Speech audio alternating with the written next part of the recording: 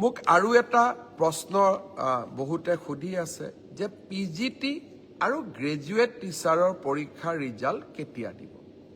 আমি 5 জুন তাৰিখে provisional result announce কৰিম। 5 জুনত প্ৰভিজনেল লিষ্ট এনাউন্স কৰাৰ পিছত আপোনালোকৰ ডকুমেণ্ট ভেৰিফিকেশ্যন হ'ব আৰু যিসকলৰ ডকুমেণ্টছ জেনুইন হ'ব তেওঁলোককে আমি চূড়ান্তভাৱে পৰীক্ষাত উত্তীৰ্ণ হোৱা বুলি ঘোষণা কৰিম। অৰ্থাৎ পৰীক্ষাৰ ৰিজাল্ট কেতিয়া দিব? উত্তৰ 5 জুন তাৰিখে দিব। মোক আৰু এটা প্ৰশ্ন বহুতে সুধি আছে যে পিজিটি আৰু গ্ৰেজুৱেট টিচাৰৰ পৰীক্ষাৰ ৰিজাল্ট কেতিয়া দিব।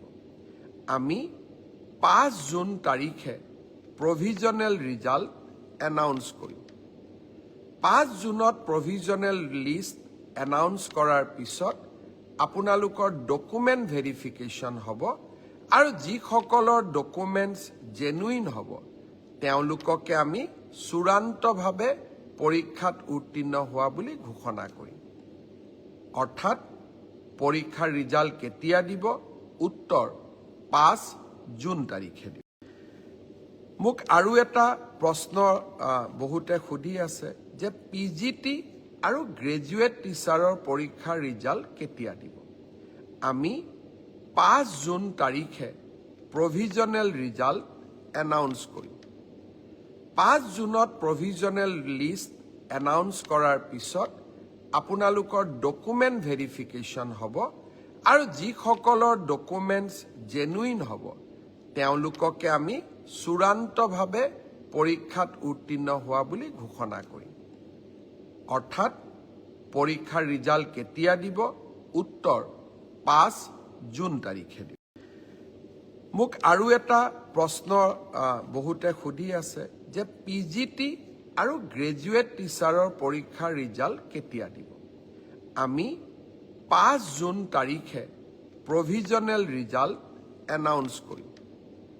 5 জুনত প্ৰভিজনেল লিষ্ট এনাউন্স কৰাৰ পিছত আপোনালোকৰ ডকুমেণ্ট ভেৰিফিকেশ্যন হ'ব আৰু যিসকলৰ ডকুমেণ্টছ জেনুইন হ'ব তেওঁলোককে আমি চূড়ান্তভাৱে পৰীক্ষাত উত্তীৰ্ণ হোৱা বুলি ঘোষণা কৰিম। অৰ্থাৎ পৰীক্ষাৰ ৰিজাল্ট কেতিয়া দিব?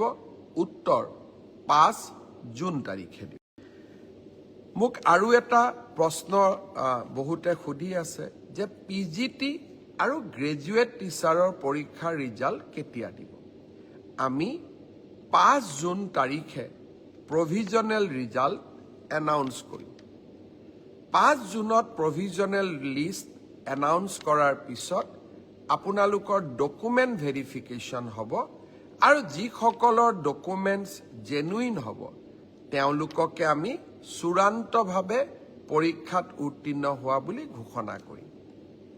অৰ্থাৎ পৰীক্ষাৰ ৰিজাল্ট কেতিয়া দিব?